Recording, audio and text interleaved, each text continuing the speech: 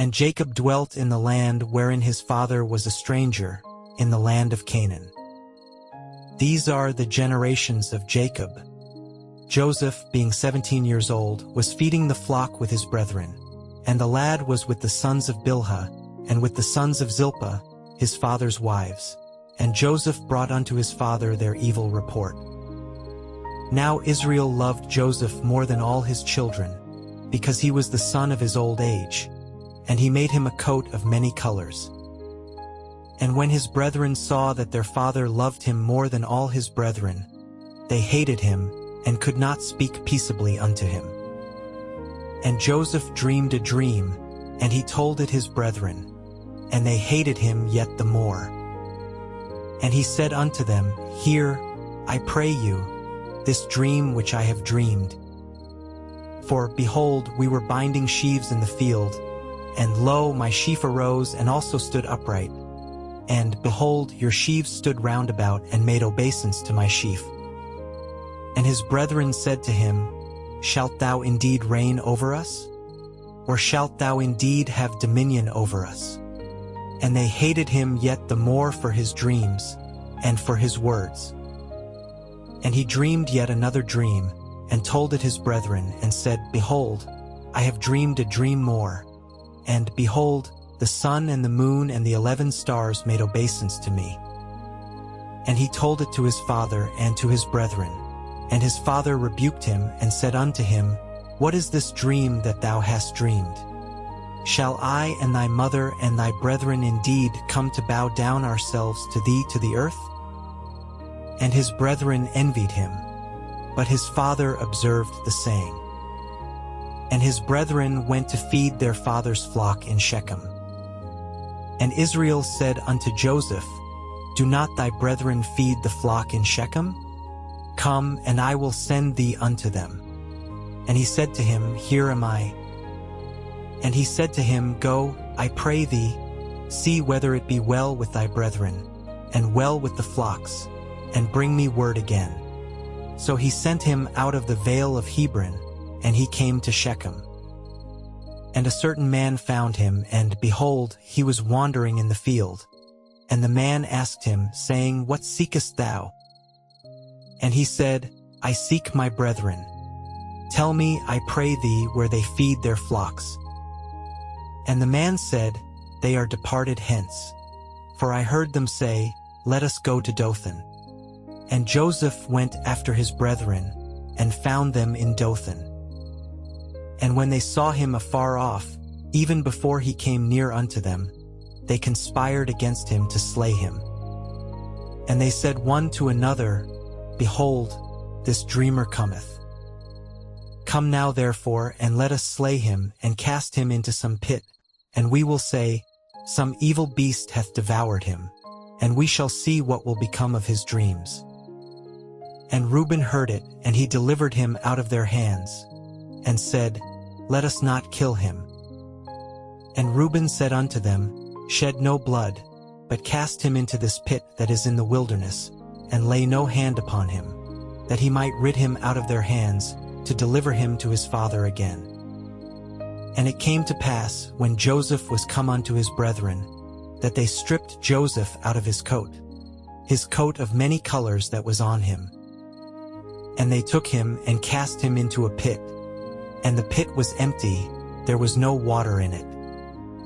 And they sat down to eat bread, and they lifted up their eyes and looked, and, behold, a company of Ishmaelites came from Gilead with their camels bearing spicery and balm and myrrh, going to carry it down to Egypt. And Judah said unto his brethren, What profit is it if we slay our brother, and conceal his blood? Come, and let us sell him to the Ishmaelites, and let not our hand be upon him. For he is our brother and our flesh. And his brethren were content. Then there passed by Midianites merchantmen, and they drew and lifted up Joseph out of the pit, and sold Joseph to the Ishmaelites for 20 pieces of silver, and they brought Joseph into Egypt. And Reuben returned unto the pit, and, behold, Joseph was not in the pit, and he rent his clothes. And he returned unto his brethren, and said, The child is not. And I, whither shall I go? And they took Joseph's coat, and killed a kid of the goats, and dipped the coat in the blood. And they sent the coat of many colors, and they brought it to their father, and said, This have we found. Know now whether it be thy son's coat or no. And he knew it, and said, It is my son's coat. An evil beast hath devoured him. Joseph is without doubt rent in pieces. And Jacob rent his clothes, and put sackcloth upon his loins, and mourned for his son many days. And all his sons and all his daughters rose up to comfort him, but he refused to be comforted. And he said, For I will go down into the grave unto my son mourning. Thus his father wept for him. And the Midianites sold him into Egypt unto Potiphar, an officer of Pharaoh's, and captain of the guard. And it came to pass at that time, that Judah went down from his brethren, and turned in to a certain Adullamite, whose name was Hira. And Judah saw there a daughter of a certain Canaanite, whose name was Shua, and he took her, and went in unto her. And she conceived, and bare a son, and he called his name Er. And she conceived again, and bare a son, and she called his name Onan. And she yet again conceived, and bare a son, and called his name Shelah, and he was at Chezib when she bare him. And Judah took a wife for Er his firstborn, whose name was Tamar. And Er, Judah's firstborn, was wicked in the sight of the Lord, and the Lord slew him. And Judah said unto Onan, Go in unto thy brother's wife, and marry her, and raise up seed to thy brother. And Onan knew that the seed should not be his, and it came to pass, when he went in unto his brother's wife, that he spilled it on the ground, lest that he should give seed to his brother. And the thing which he did displeased the Lord, wherefore he slew him also. Then said Judah to Tamar his daughter-in-law, Remain a widow at thy father's house, till Shelah my son be grown. For he said, Lest peradventure he die also, as his brethren did. And Tamar went and dwelt in her father's house. And in process of time the daughter of Shua Judah's wife died, and Judah was comforted, and went up unto his sheep-shearers to Timnath, he and his friend Hira the Adullamite. And it was told Tamar, saying, Behold, thy father-in-law goeth up to Timnath to shear his sheep. And she put her widow's garments off from her, and covered her with a veil, and wrapped herself, and sat in an open place, which is by the way to Timnath. For she saw that Shelah was grown, and she was not given unto him to wife. When Judah saw her, he thought her to be an harlot, because she had covered her face. And he turned unto her by the way, and said, Go to, I pray thee, let me come in unto thee. For he knew not that she was his daughter-in-law. And she said, What wilt thou give me, that thou mayest come in unto me? And he said, I will send thee a kid from the flock. And she said, Wilt thou give me a pledge, till thou send it? And he said, What pledge shall I give thee? And she said, Thy signet, and thy bracelets, and thy staff that is in thine hand. And he gave it her, and came in unto her, and she conceived by him. And she arose, and went away, and laid by her veil from her, and put on the garments of her widowhood. And Judah sent the kid by the hand of his friend the Adullamite, to receive his pledge from the woman's hand, but he found her not.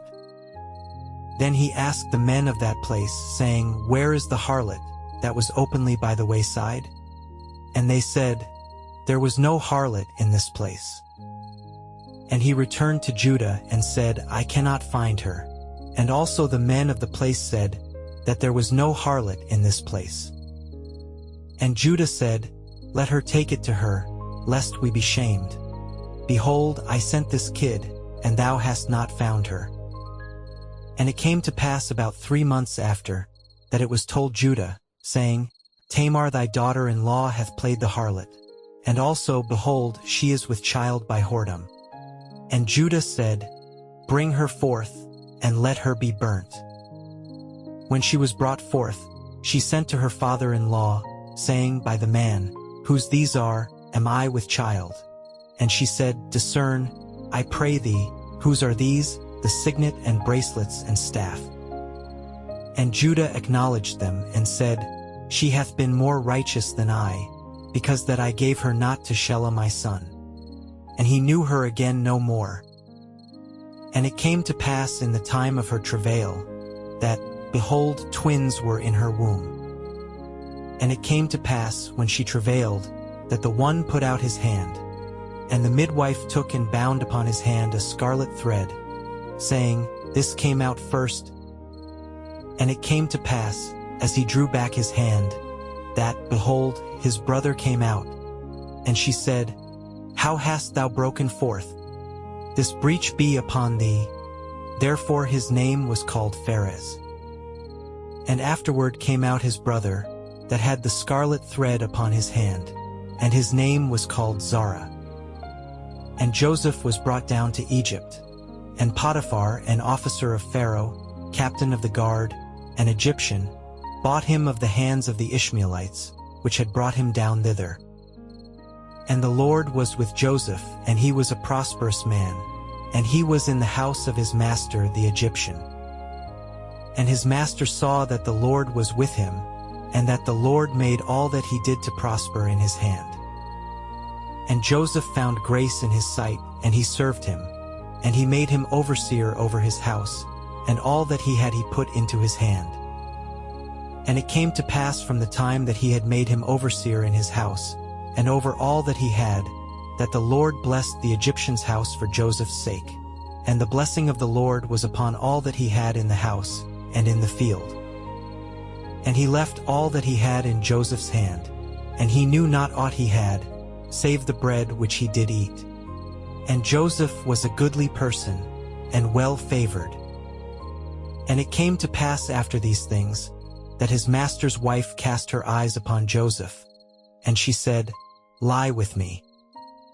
But he refused, and said unto his master's wife, Behold, my master wotteth not what is with me in the house, and he hath committed all that he hath to my hand. There is none greater in this house than I, neither hath he kept back anything from me but thee, because thou art his wife. How then can I do this great wickedness, and sin against God?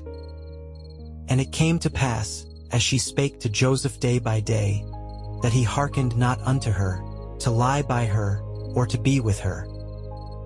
And it came to pass about this time, that Joseph went into the house to do his business, and there was none of the men of the house there within. And she caught him by his garment, saying, Lie with me. And he left his garment in her hand, and fled and got him out. And it came to pass, when she saw that he had left his garment in her hand, and was fled forth, that she called unto the men of her house, and spake unto them, saying, See, he hath brought in an Hebrew unto us to mock us. He came in unto me to lie with me, and I cried with a loud voice. And it came to pass, when he heard that I lifted up my voice and cried, that he left his garment with me, and fled, and got him out. And she laid up his garment by her, until his Lord came home. And she spake unto him according to these words, saying, The Hebrew servant, which thou hast brought unto us, came in unto me to mock me. And it came to pass, as I lifted up my voice and cried, that he left his garment with me, and fled out. And it came to pass, when his master heard the words of his wife, which she spake unto him, saying, After this manner did thy servant to me, that his wrath was kindled. And Joseph's master took him, and put him into the prison, a place where the king's prisoners were bound, and he was there in the prison. But the Lord was with Joseph, and shewed him mercy, and gave him favor in the sight of the keeper of the prison. And the keeper of the prison committed to Joseph's hand all the prisoners that were in the prison, and whatsoever they did there, he was the doer of it. The keeper of the prison looked not to anything that was under his hand, because the Lord was with him, and that which he did, the Lord made it to prosper. And it came to pass after these things, that the butler of the king of Egypt and his baker had offended their lord the king of Egypt. And Pharaoh was wroth against 2 of his officers, against the chief of the butlers, and against the chief of the bakers. And he put them in ward in the house of the captain of the guard, into the prison, the place where Joseph was bound. And the captain of the guard charged Joseph with them, and he served them, and they continued a season in ward. And they dreamed a dream, both of them, each man his dream in one night, each man according to the interpretation of his dream, the butler and the baker of the king of Egypt, which were bound in the prison. And Joseph came in unto them in the morning, and looked upon them, and, behold, they were sad. And he asked Pharaoh's officers that were with him in the ward of his lord's house, saying, Wherefore look ye so sadly today? And they said unto him, We have dreamed a dream, and there is no interpreter of it. And Joseph said unto them, Do not interpretations belong to God? Tell me them, I pray you. And the chief butler told his dream to Joseph, and said to him, In my dream, behold, a vine was before me. And in the vine were 3 branches, and it was as though it budded, and her blossoms shot forth, and the clusters thereof brought forth ripe grapes. And Pharaoh's cup was in my hand, and I took the grapes, and pressed them into Pharaoh's cup, and I gave the cup into Pharaoh's hand. And Joseph said unto him, This is the interpretation of it. The 3 branches are 3 days. Yet within 3 days shall Pharaoh lift up thine head, and restore thee unto thy place. And thou shalt deliver Pharaoh's cup into his hand, after the former manner when thou wast his butler. But think on me when it shall be well with thee, and shew kindness, I pray thee, unto me, and make mention of me unto Pharaoh, and bring me out of this house. For indeed I was stolen away out of the land of the Hebrews, and here also have I done nothing that they should put me into the dungeon. When the chief baker saw that the interpretation was good, he said unto Joseph, I also was in my dream, and, behold, I had 3 white baskets on my head. And in the uppermost basket there was of all manner of bake meats for Pharaoh, and the birds did eat them out of the basket upon my head. And Joseph answered and said, This is the interpretation thereof. The 3 baskets are 3 days. Yet within 3 days shall Pharaoh lift up thy head from off thee, and shall hang thee on a tree, and the birds shall eat thy flesh from off thee. And it came to pass the 3rd day, which was Pharaoh's birthday, that he made a feast unto all his servants, and he lifted up the head of the chief butler and of the chief baker among his servants. And he restored the chief butler unto his butlership again, and he gave the cup into Pharaoh's hand. But he hanged the chief baker, as Joseph had interpreted to them. Yet did not the chief butler remember Joseph, but forgat him.